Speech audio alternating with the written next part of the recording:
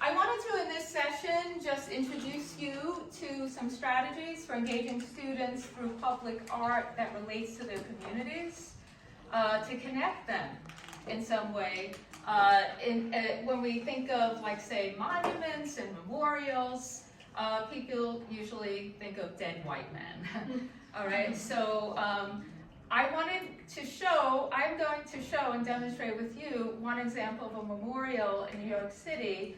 Perhaps you've heard of it. It's called the Triangle Factory Fire Memorial, right? Okay, which is a labor memorial, and it honors working class girls, let's say Southern Italian immigrant girls and girls also immigrants from the Jewish community who died in a fire that could have easily been prevented. But we're going to begin with a question. Yeah, does everyone have the handout?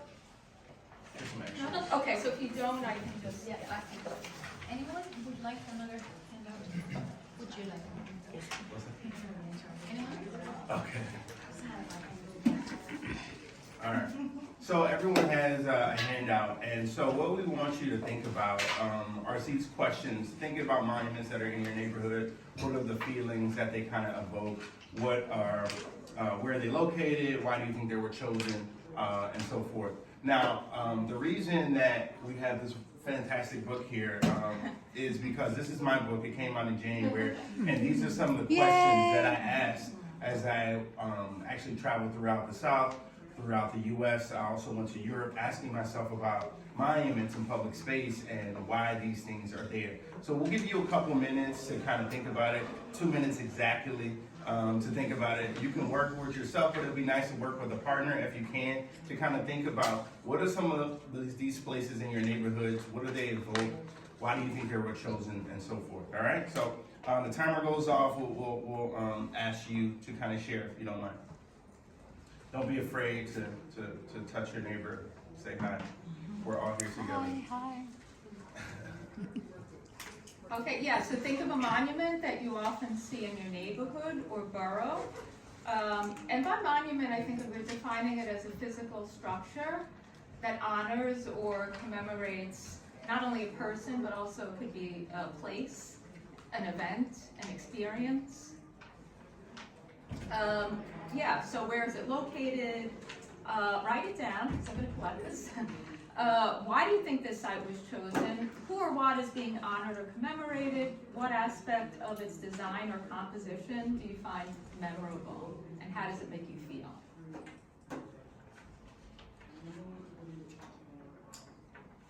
Alright, we got about a minute left. There's no wrong answers. This is not a quiz, so don't feel so pressured.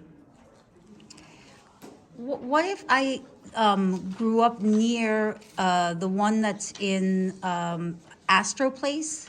It's a diamond, and you have no idea why it's there. Yet it's movable, it's engaging. Yes, write that down. down. Like what you have no idea. I think that's what we're going to get into. Like, how do you figure these things out? And if you are a member of this community, is there a reason that you don't know? Is there a reason that you should know?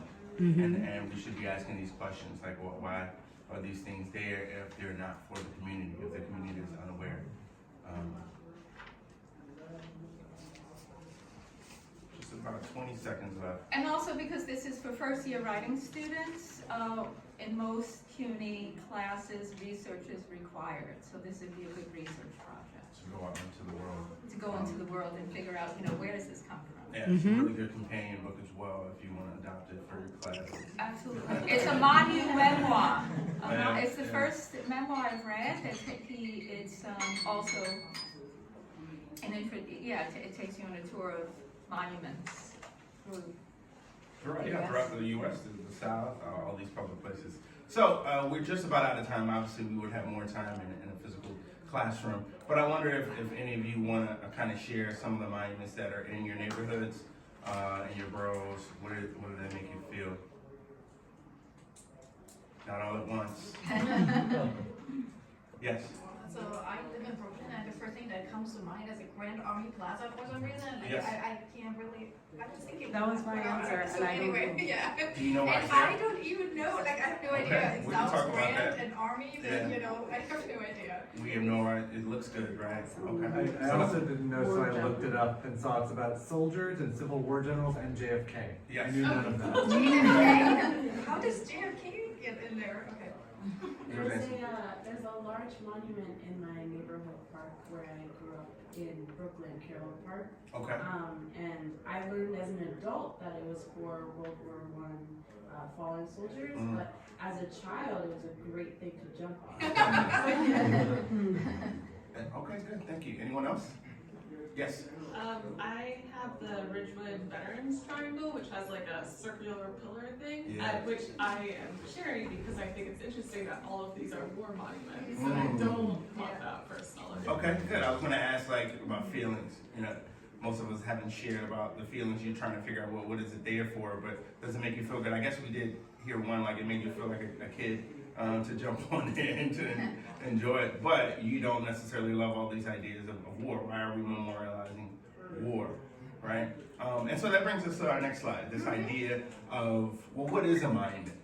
Right? And I think we should think more expansively. Most times we think of a monument, I think the most recognizable one is Mount Rushmore, right? This place with these presidents who have graced this monument or this mountain in South Dakota rather unceremoniously, right?